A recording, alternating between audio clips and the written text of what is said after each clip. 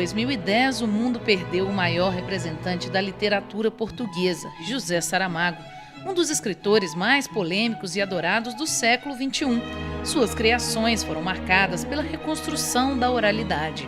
Frases longas, pontuações incomuns e pela intensa comunicação entre autor e leitor.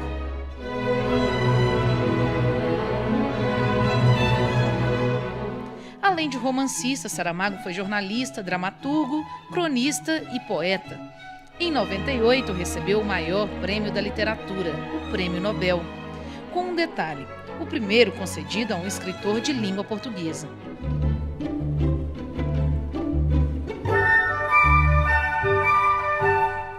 Foi um comunista confesso, coerente aos seus valores e sempre atento às questões políticas e humanistas. Em suas andanças pelo mundo, Saramago teve o seu encontro marcado com os belo-horizontinos. Foi em 1999, através do projeto Sempre um Papo.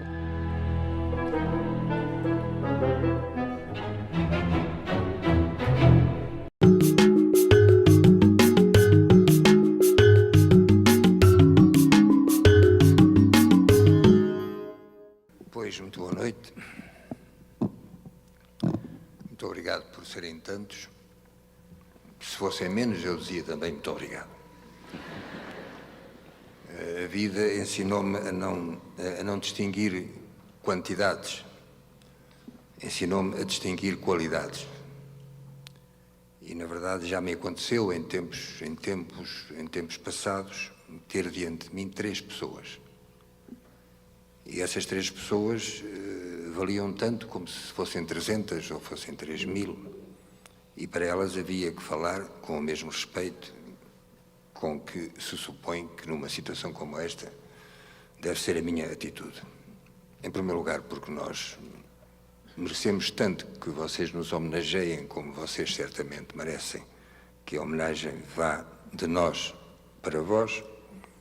E espero que, em prazo curto, algumas coisas se possam concretizar, realizar nesse sentido.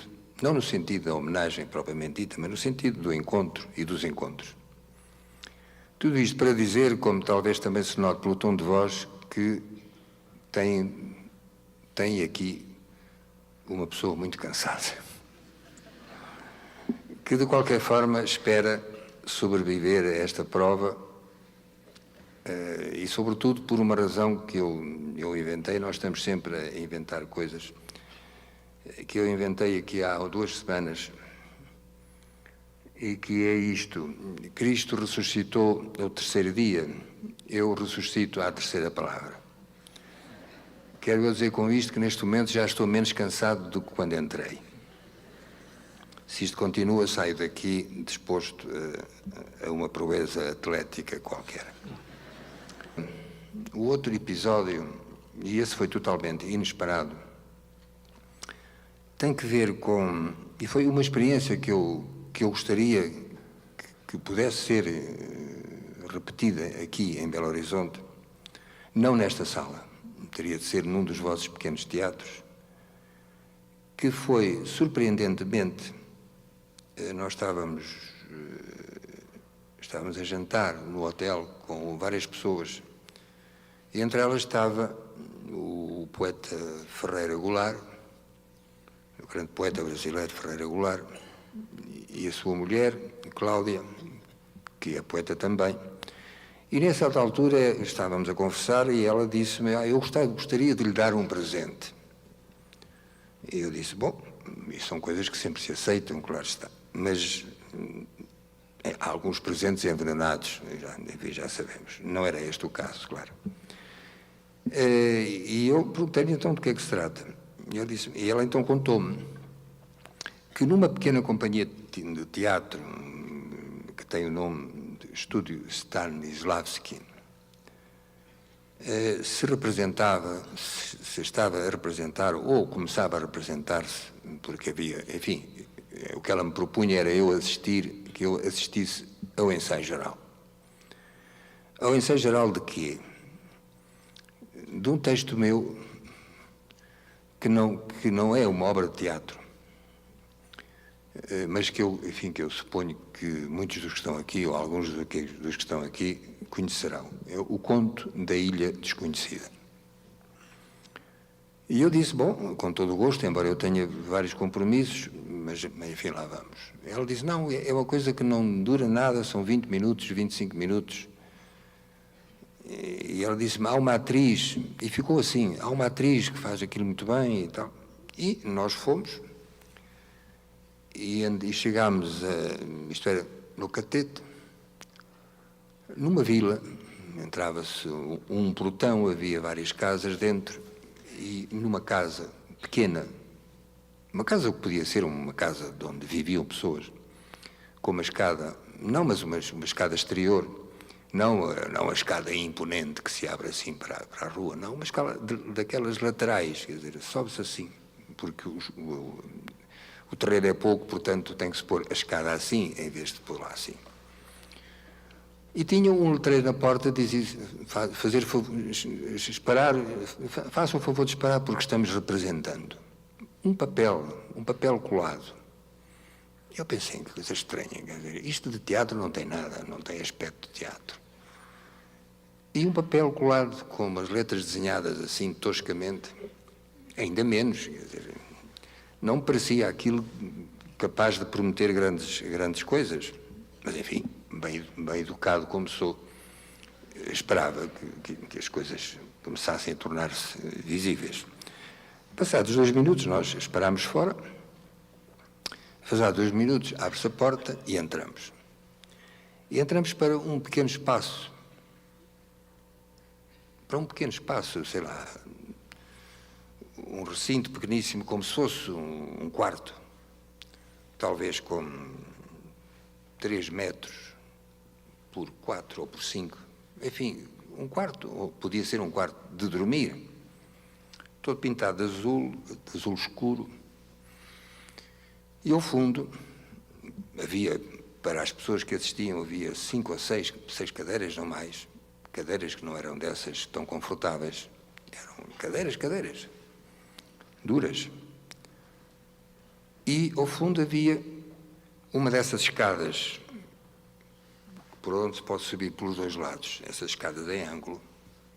E no centro, no vão, estava uma moça que, vista assim, parecia ter 15 anos,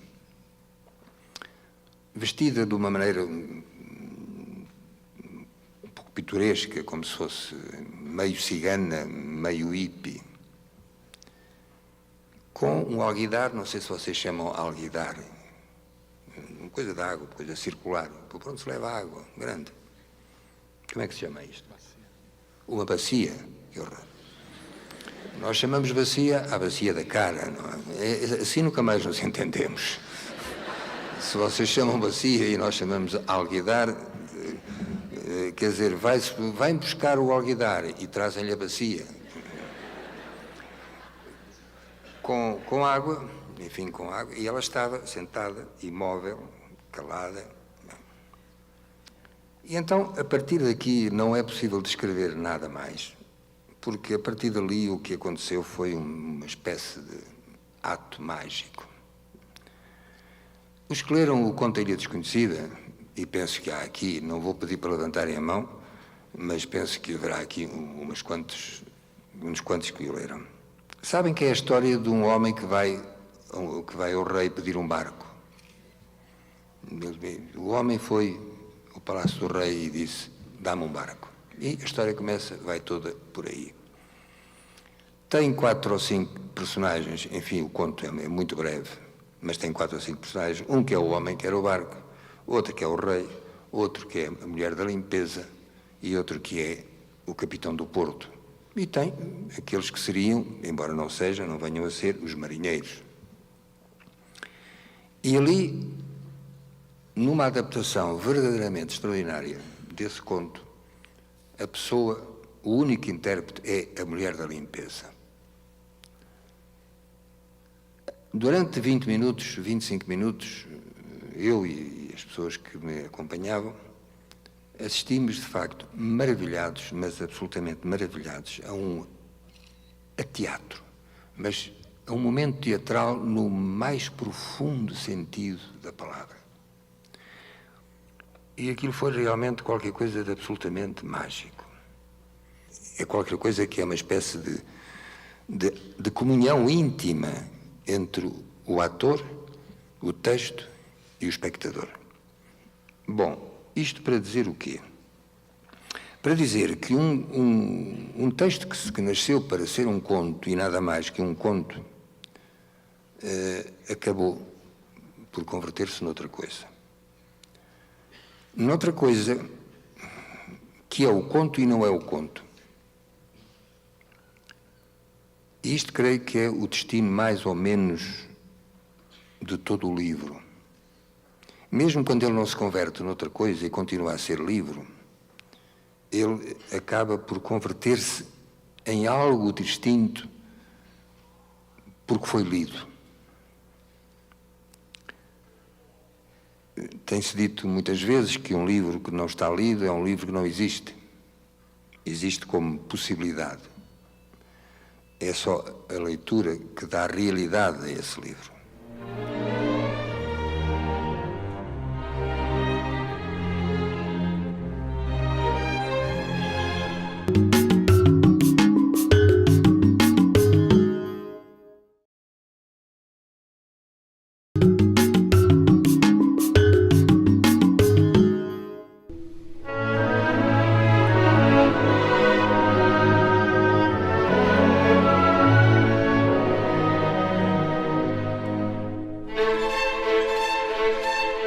Um dos seus romances mais conhecidos, O Ensaio sobre a Cegueira, foi adaptado para o cinema com a direção brasileira de Fernando Meirelles.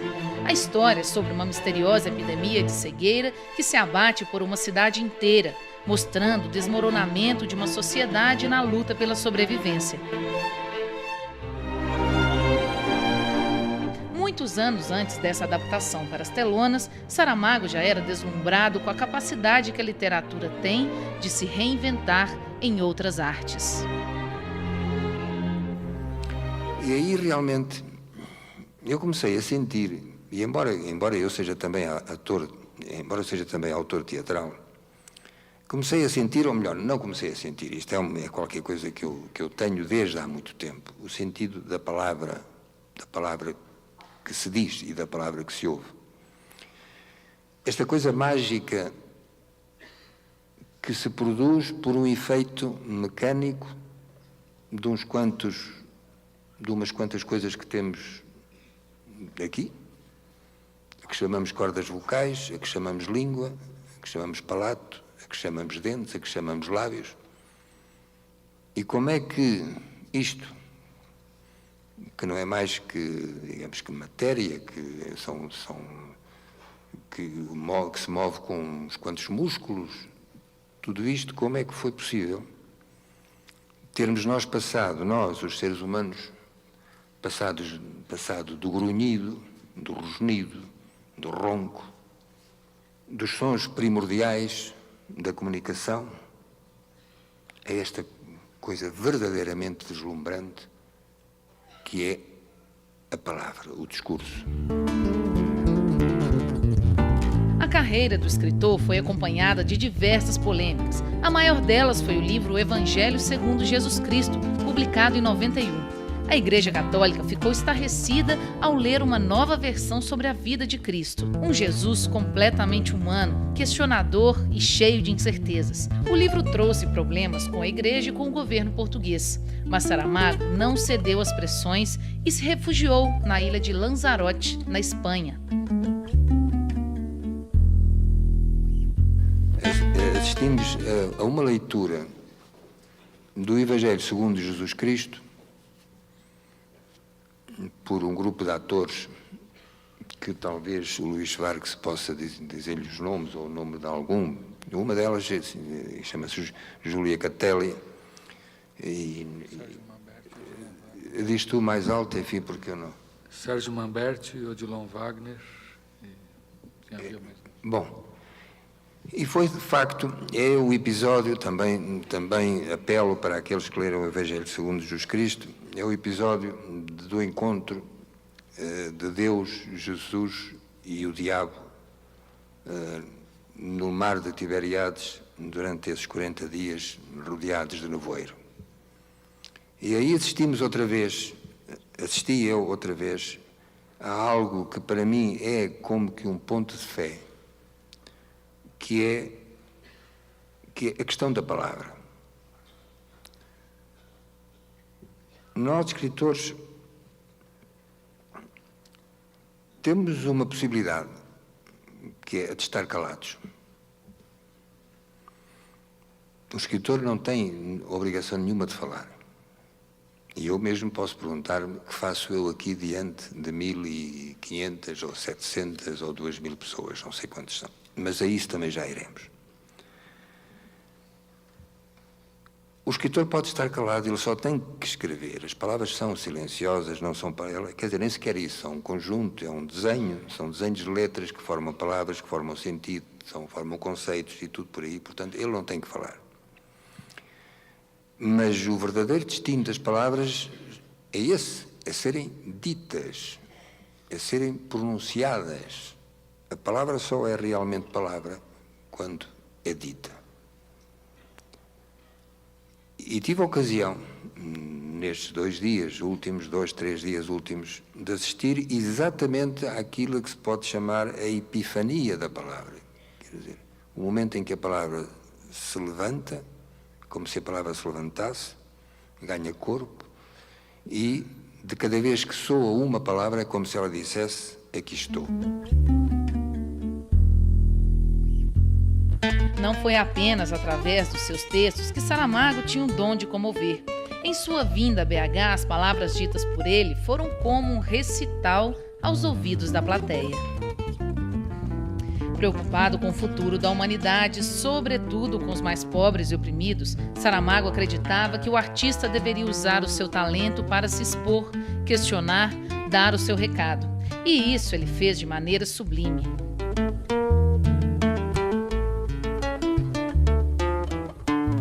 O que é que acontece para que, de repente, ou, enfim, nos últimos tempos, nas últimas dezenas de anos, se tivesse tornado tão necessário que o escritor, que só deveria escrever, apareça também a falar?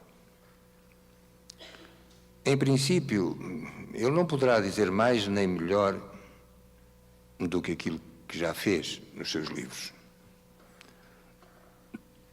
Mas talvez isto não seja completamente exato, porque aquilo que ele fez nos seus livros obedece a um plano, a uma ideia, a um projeto, a um tema, a um assunto, no qual ele tem de colocar-se e que tem que desenvolver, seja num conto, seja num romance, seja num ensaio, seja numa obra de teatro, num poema.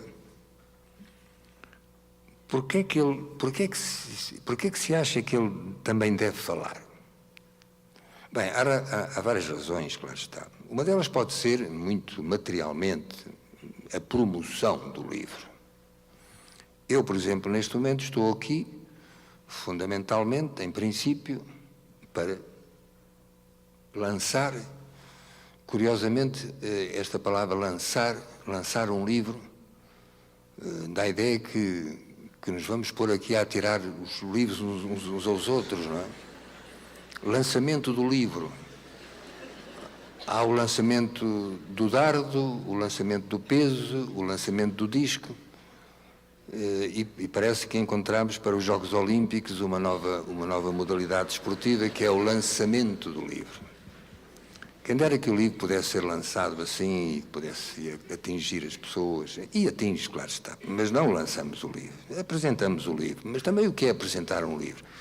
Livro apresentado, Cadernos de Lanzarote, 2º volume, aqui está. Muito prazer, gostei muito de conhecer, até à próxima. Portanto, esta é uma das missões do escritor, apresentar ou lançar, ou, também se pode dizer de uma maneira um pouco mais grosseira, tentar convencer quem o ouve a comprar o livro. Esta é, portanto, uma maneira. Mas, enfim, mas mesmo assim ele não poderá dizer mais do que aquilo que já disse, embora seja comum, como neste caso, que o autor se sente e começa a falar. Como eu já levo, suponho eu, que meia hora sem ter falado do livro, deste livro, e como duvido que possa falar dele, ou que possa falar de forma que justifique o tal lançamento, eu preferiria acrescentar uma ou duas razões mais porque o escritor fala, ou porque se pensa ou que se crê que ele deve falar. E uma dessas razões, ou no fundo, se calhar não são duas, é apenas uma, é que o escritor é isso, escritor, e é alguma coisa mais. Não quero fazer retórica política, nem sequer retórica cívica, mas enfim, a palavra é inevitável. Ele é um escritor e é um cidadão.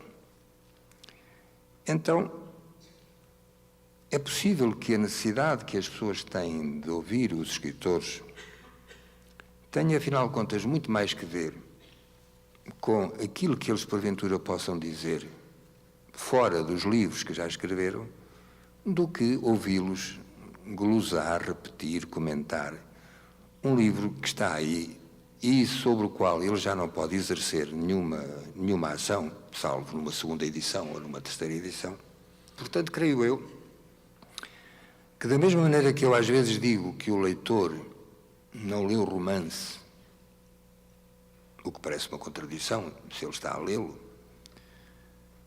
que o leitor não lê o romance, mas que talvez, digo talvez, tente ler o romancista, quer dizer, ir mais além da história que está a ler para chegar à pessoa que escreveu essa história, saber quem ela é, saber o que pensa, saber por onde é que andou na vida, saber o que é que a vida fez dele, para além de ser escritor, e saber talvez alguma coisa mais, quer dizer, com esta necessidade que mesmo que nós disfarcemos, essa necessidade que vive sempre connosco, de perguntar-nos quem é ele.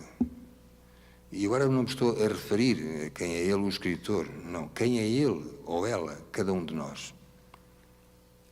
Nós vivemos numa comunidade, em sociedades pequenas ou grandes ou gigantescas. Enfim, o mundo todo são 6 bilhões de pessoas. E sendo certo que não temos que andar particularmente preocupados com isso de saber quem são os outros, mas algumas vezes na vida, em certas circunstâncias, nos apresenta essa questão: quem é o outro? E talvez isso que eu sinto ser uma parte do interesse do leitor pelo livro, pode ser um romance ou qualquer outra coisa, talvez, no fundo, sem que o leitor o saiba, ele queira saber quem é esse que escreveu, ou essa que escreveu.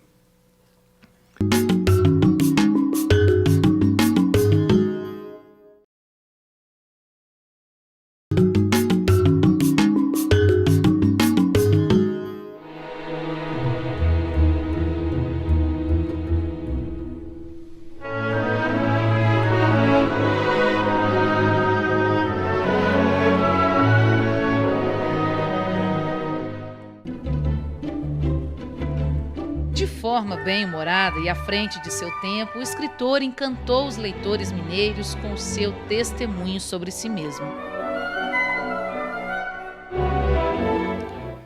A pessoa que eu sou, de que ponto de vista? A pessoa, como é que eu sou feito por dentro? Psicologicamente, como é que eu me defino? O que é que eu fiz da minha vida? Que experiências vivi? Que resultados tirei dessas experiências? Talvez sim, mas isso seria cair numa espécie de confessionalismo, como se eu viesse aqui para confessar-me a pessoas que não conheço. Embora talvez a melhor maneira de uma pessoa se confessar seja justamente às pessoas que não conhece. Porque aí o caminho está completamente desimpedido. Confessar-se a alguém que se conhece significa que tem que passar por algo que já é comum dos dois e, portanto, tanto pode facilitar como pode dificultar essa comunicação. Bem, mas não vou confessar, descansai. A segunda é, num mundo como este nosso, a terceira é, num mundo como este nosso, tão complicado, tão difícil, e com a necessidade que parece que todos temos, e isso creio que está mais ou menos demonstrado, enfim, está diante dos olhos. Há como que uma espécie de sentimento geral de perplexidade que nos leva a não saber aonde vamos, a não ter nenhuma ideia do que será o nosso futuro, o nosso pessoal e o nosso futuro pessoal e o nosso futuro coletivo. E, portanto, partir daí para essa necessidade que é de todos nós de ouvir alguém que tenha alguma coisa para dizer sobre isso, ou que se supõe que pode ter alguma coisa para dizer sobre isso. Pelo facto de exercerem uma certa autoridade pública, autoridade entendido não de uma maneira policial, não se trata de uma autoridade policial, mas da autoridade da voz, a autoridade da presença, a autoridade da opinião que os escritores, pelo seu próprio trabalho, acabam por adquirir e que mais ou menos lhes é reconhecida. Por isso é que, a propósito de nada, se pergunta ao escritor o que é que ele pensa. É um erro porque os escritores sabem muito pouco. Acontece qualquer coisa desde o lançamento, outra vez um lançamento, não era isso que eu queria dizer, o lançamento de uma primeira pedra para construir um estádio de futebol, por exemplo, até a chegada a Marte, quando isso acontecer, o escritor tem que ter sempre uma opinião. E, muito mais, se fazem dele prémio Nobel. Aí o desastre é total. Aí o desastre é total. Como ele não pode dizer, porque ninguém gosta de reconhecer publicamente a sua ignorância, como ele não pode dizer, eu não sei nada, não sei nada. Em primeiro lugar, porque ninguém acredita que isso seja verdade. E vão dizer que não, ele o que não quer é falar. Então, o pobre do escritor tem de inventar, muitas vezes, respostas que não é que ele, quer dizer, não é que ele esteja a mentir, não é? Mas, por exemplo, se já lhe fizeram a mesma pergunta 100 vezes, ele, se respeita a pessoa que lhe está a fazer a pergunta, faz um esforço tremendo para, dando a mesma resposta, porque àquela pergunta só pode dar-se uma resposta, vai tentar melhorar a resposta, aperfeiçoá-la um bocadinho mais, só por uma razão, para não odiar-se a si mesmo. Porque já respondeu 99 vezes àquela pergunta. E já não pode ouvir-se a si mesmo. Já intimamente se pergunta, e por que não te calas? Mas se cala, imediatamente dirão, quer dizer, subiu-lhe o prémio Nobel à cabeça. Já não responde. É um orgulhoso. Então, o pobre não tem outro remédio senão enfrentar-se com as perguntas e enfrentar-se com as pessoas. Provavelmente o melhor do que eu posso dizer está nos livros que eu escrevi. E parto do princípio de que aquilo que eu escrevi se torna uma necessidade. Simplesmente o mundo, como sabemos, está cheio de necessidades e talvez algumas delas, na parte que me diz respeito e na intervenção que eu posso ter na vida, não possam ser completamente satisfeitas pelo livro. E por isso aparece a pessoa, e por isso aparece a voz da pessoa, e por isso a pessoa aparece a dar opiniões, e por isso estou aqui. O lançamento do livro, no fundo, é um pretexto. E é um pretexto porque, afinal de contas, nem sequer é um romance. O Saramago escreveu mais um romance e toda a gente vai comprar o romance.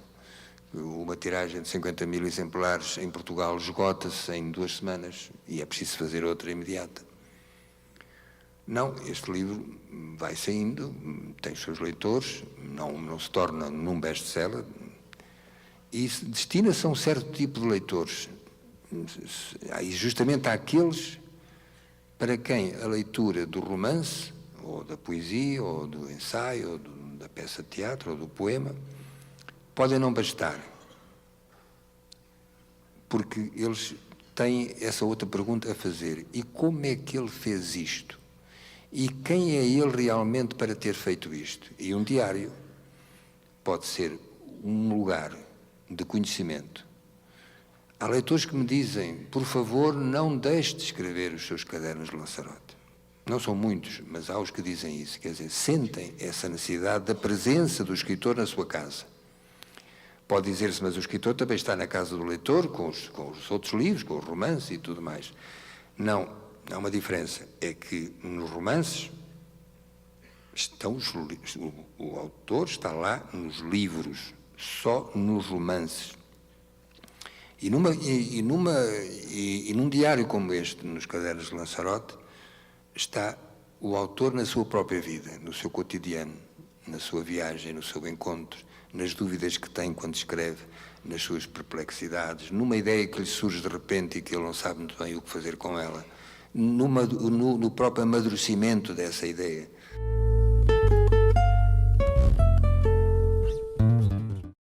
Como eu sou muito tenho a fama de ter uma certa influência do barroco, fama que vou com certeza começar a perder, porque os dois últimos romances meus já não têm tanto essa marca, o Ensaio sobre a Cegueira e todos os nomes, mas de qualquer forma, mesmo que não tenham, é visível, pode ser continuar a ser visível na construção. Mas como eu tenho essa tendência, essa fascinação pelo barroco, posso lembrar-me, por exemplo, que aqui, por estas terras, não exatamente aqui, mas no Brasil, andou um grande escritor, talvez a maior figura das letras portuguesas no que se refere ao que chamamos prosa, que foi o Padre António Vieira. Os sermões do Padre António Vieira, e não só os sermões como as cartas, mas, enfim, os sermões que foram escritos para serem pronunciados, para serem declamados, não gosto da palavra, mas enfim, mostram até que ponto a palavra é mais do que um instrumento. A palavra é uma orquestra, é uma verdadeira orquestra.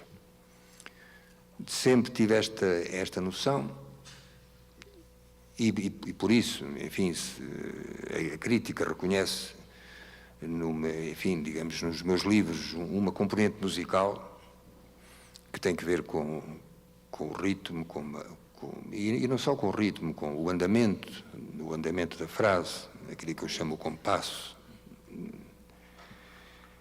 Mas também este sentimento de que, tal como numa pauta musical, as notas estão todas, portanto pode dizer-se que a música está ali, também a página, uma e outra, a página escrita e a pauta musical, necessitam o que é resultado da criação do homem. No caso da música, os instrumentos que vão reproduzir aqueles sinais em sons, e no caso da palavra, a criação ou a invenção por parte do homem da sua própria voz.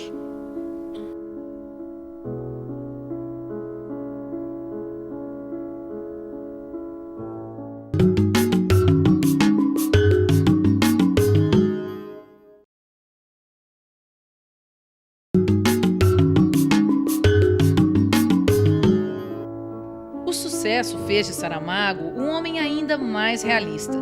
Mesmo aplaudido por muitos, o escritor nunca acreditou que um livro fosse capaz de transformar a vida de alguém. É que neste mundo complicado em que vivemos, escrever livros não basta. Eles podem tocar as pessoas. Às vezes, certos leitores dizem-me: eu li o seu livro e a partir daí a minha vida mudou. E embora eu gostasse de acreditar nisto, eu pergunto, dá-me vontade, mas nunca pergunto, de perguntar: mudou como? Explique-me. E eu sei de antemão que a vida dessa pessoa não mudou. Sei que ela gostaria de mudar a sua vida. O facto dela gostar ou de pensar que poderia mudar a sua vida já é alguma coisa, mas, em princípio, a vida não muda pelo facto de se escrever um livro. Mas talvez, e também sem grandes esperanças de que a vida mude, Um tipo de comunicação como este, que é feito, e muito mais neste caso, que é feito sem rede. Reparam que eu não tenho uma nota diante de mim, não tenho um papel, não estou a ler. Possa servir para tocar mais de perto certos temas. Nunca mais acabariam os temas, de modo que eu limito-me a escolher um.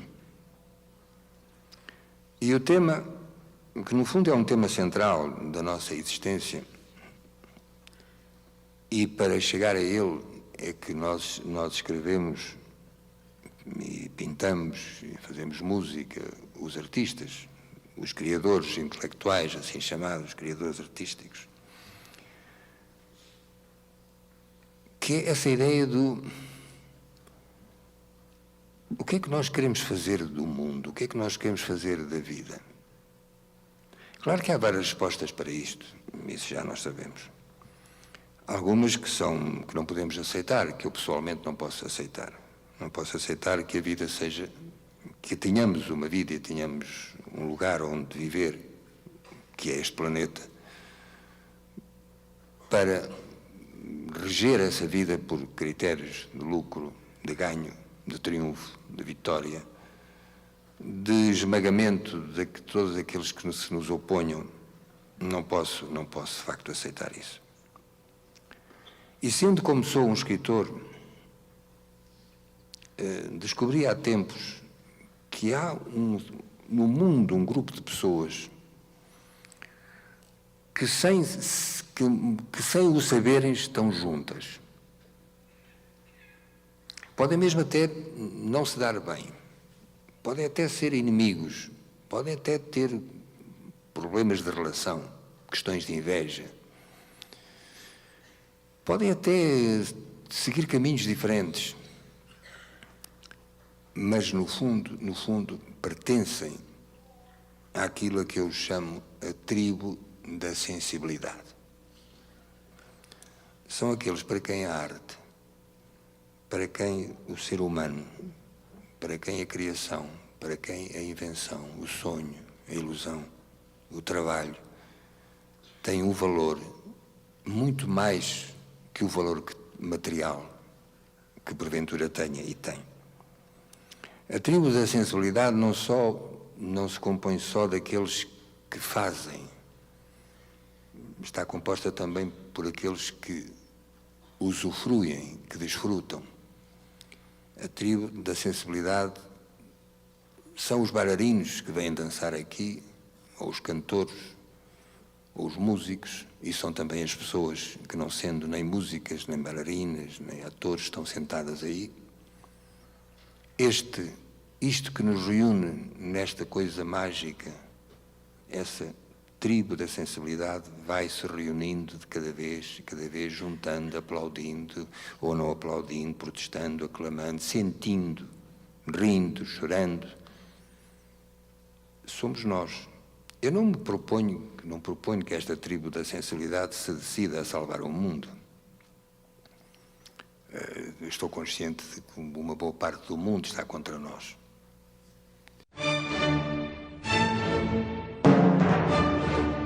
O mundo não mudou muito depois de se ter composto a Nona Sinfonia de Beethoven. Parece que não mudou muito. Antes morria-se, depois continua a morrer-se. Antes havia fome, depois continua a haver. Quer dizer, as coisas são o que são.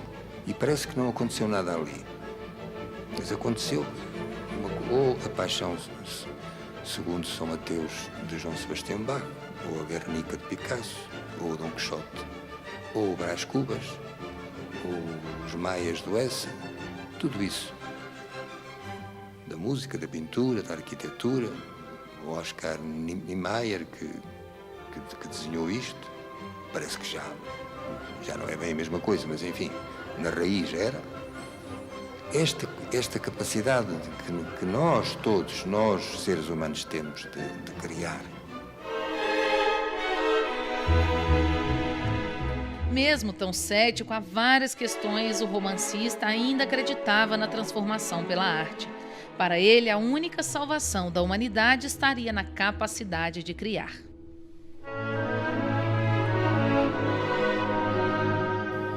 só temos o direito de fazer coisas belas.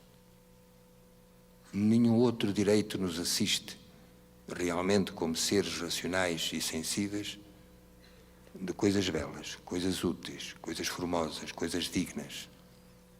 E a tribo da sensibilidade é o que tem vindo desde o alvor dos tempos a dizer isso obstinadamente, teimosamente, até os dias de hoje e espero que até aos dias de sempre.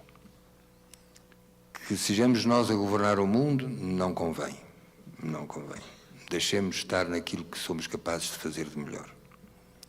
Sejam romances, sejam música, sejam poemas, sejam teatro, tudo aquilo. Chega-se um momento na vida, e com isto eu vou terminar, porque aqui o meu querido Luís Vargas discretamente está a estender um pouco o braço e a deslizar o dedo indicador até ao mostrador do relógio. Chega um momento na vida que é quando se sobe uma montanha, e eu gosto muito de subir montanhas, já não as subo tanto como subia antes. Quando se sobe uma montanha, antes de chegar ao cimo, há momentos em que a gente para, não tanto para ver o que ainda falta, mas para olhar para trás para o caminho que percorreu. E há momentos na vida em que é inevitável parar um pouco e olhar para trás, olhar para a vida vivida, para o trabalho feito, achar que podia ter feito mais alguma coisa, ou talvez melhor do que aquilo que fiz. Mas ao mesmo tempo reconhecer que estão aí os sinais de uma vida. E essa vida de alguém que também, por isso mesmo, pertence à tal tribo da sensibilidade,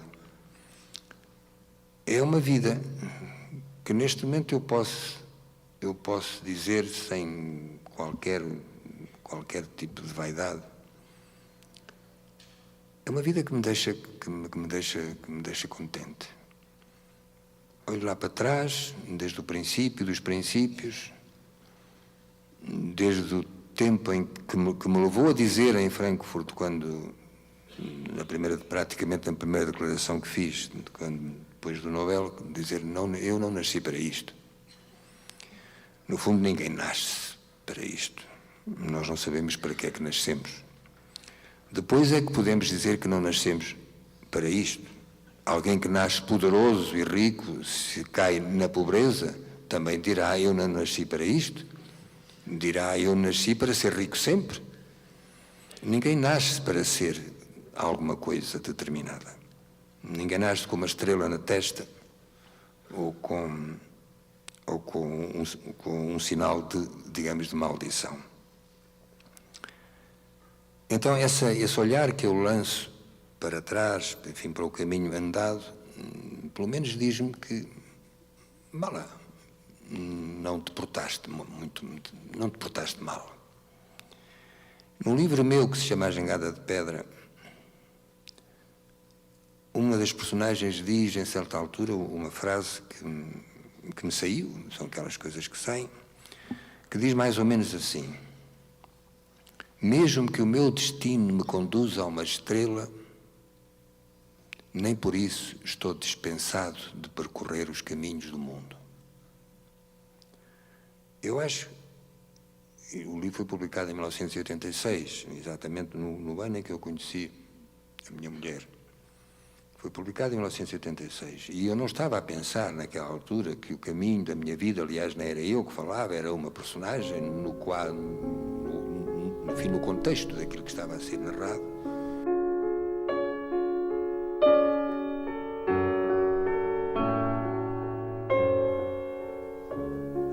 Mas a verdade é esta, é que supondo agora, depois do que aconteceu, que efetivamente o meu destino me encaminhava a uma estrela, há qualquer coisa que me leva a dizer, quando olho para trás, quando olho para o caminho andado, quero reconhecer que o caminho que eu andei foi um caminho do mundo, um caminho no mundo e um caminho com o mundo.